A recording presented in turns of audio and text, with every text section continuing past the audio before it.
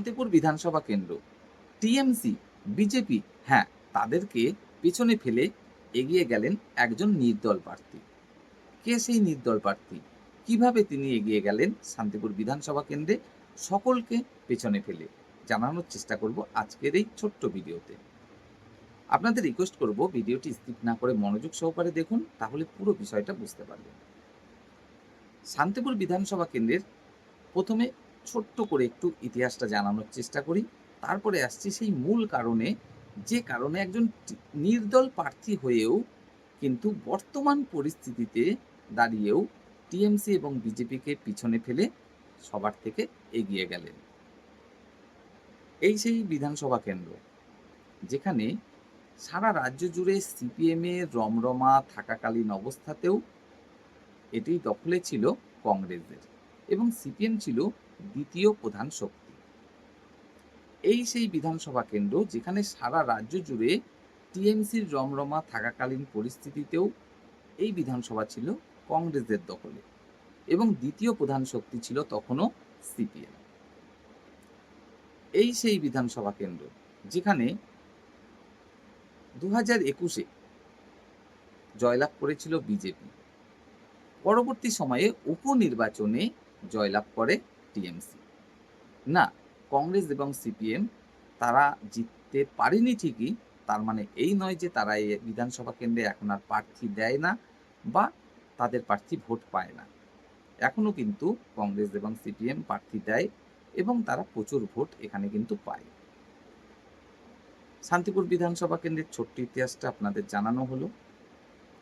এবার আসছি সেই মূল কারণে, যে কারণে শান্তিপুর বিধানসভা কেন্দ্রে বিদায়ী বিধায়ক টিএমসির হওয়া সত্ত্বেও, কিংবা 2021-এ যখন সাধারণ নির্বাচন হয়, বিধানসভা নির্বাচন, তখন বিজেপি প্রথম অবস্থাতে জয়লাভ করলেও সেই টিএমসি এবং বিজেপিকে পিছনে ফেলে একজন নির্দল প্রার্থী কিভাবে সবার থেকে এগিয়ে গেলেন।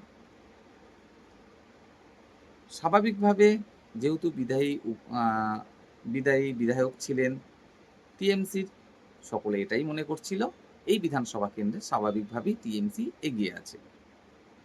কিন্তু না, মমতা ব্যানার্জি শান্তিপুরে যখন জনসভায় এলেন এবং এমন একটা মন্তব্য করে বসলেন, যেটা কিন্তু শান্তিপুরের মানুষজন একদম ভালোভাবে নেয়নি। সেটা হলো কালনা ব্রিজ। তিনি বললেন, আমরা 1100 কোটি টাকা খরচ করে কালনা ব্রিজ তৈরি করে দিয়েছি, যার ফলে শান্তিপুরের মানুষ 15 মিনিটে কালনা যেতে পারে, বা কালনার মানুষ 15 মিনিটে শান্তিপুর আসতে পারে। বাস্তবে কালনা ব্রিজ কিন্তু হয়নি। হ্যাঁ, হয়তো স্যাংশন হয়েছে, কিছু জমি কেনাবেচা হয়েছে, ব্রিজটা এখনো হয়নি। আর এটাই কিন্তু মানুষজন ঠিকভাবে নেয়নি।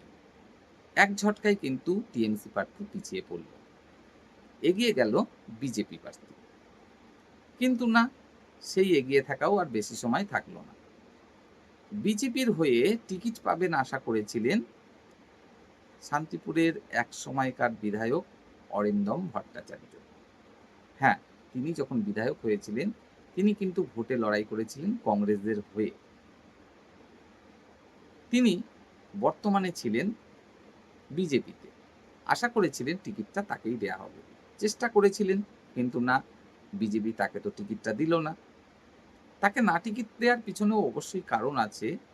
অনেকে যেটা মনে করছে সেটা হলো ঠিক এমন, তিনি দল বদলুদের মধ্যে একদম প্রথম সারিতে রয়েছেন।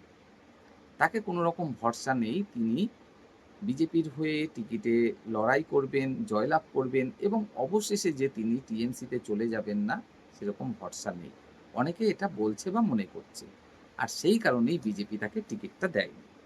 এবার দল বদলু তকমা কেন রয়েছে তার মাথার উপরে, চলুন সেই ইতিহাসটাও একটু জানার চেষ্টা করি। তিনি শান্তিপুরে যখন বিধায়ক হয়েছিলেন, তখন কংগ্রেসদের হয়ে ভোটে লড়াই করে তিনি জয়লাভ করেছিলেন। পদত্যাগ না করেই তিনি কংগ্রেস থেকে চলে যান টিএমসিতে। তখন থেকেই কিন্তু শান্তিপুরে কংগ্রেসের মেরুদণ্ড ভেঙে যায়।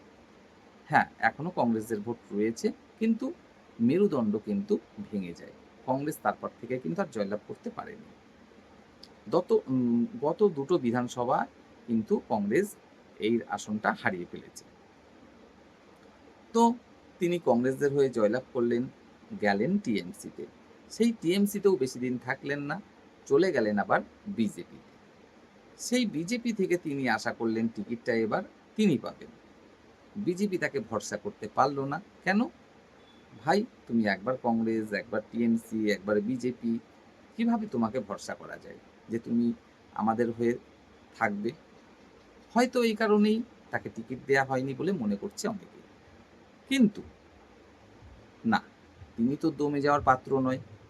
তিনি তো শান্তিপুরের লোকাল ছেলে। তিনি পেশায় একজন আইনজীবী এবং বেশ বড় মাপের আইনজীবী। আর বড় মাপের একজন আইনজীবীর যা ইনকাম, আশা করি আপনারা অনুমান করতেই পারছেন। এবং তিনি নিজের সেই ইনকাম দিয়ে বিভিন্ন সময়ে শান্তিপুরের দুস্থ মানুষদের সাহায্যার্থে কিন্তু এগিয়ে এসেছেন।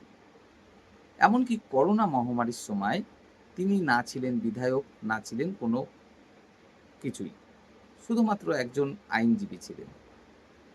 সেই সময়ে লোকাল এমপি বা লোকাল বিধায়ককে ছাপিয়ে তিনি কিন্তু সবার মন জয় করতে পেরেছিলেন, কারণ তিনি প্রচুর দুস্থ মানুষের পাশে দাঁড়িয়েছিলেন। একদিকে তার টাকার অভাব নেই, এবং দ্বিতীয়ত তিনি দুস্থ মানুষদের সাহায্যার্থে কিন্তু অনেক সময় এগিয়ে এসেছেন এবং মানুষ সেই হিসাবেও তাকে চেনে। আর সব থেকে বড় কারণ যেটা, সেটা হলো দল বদলু।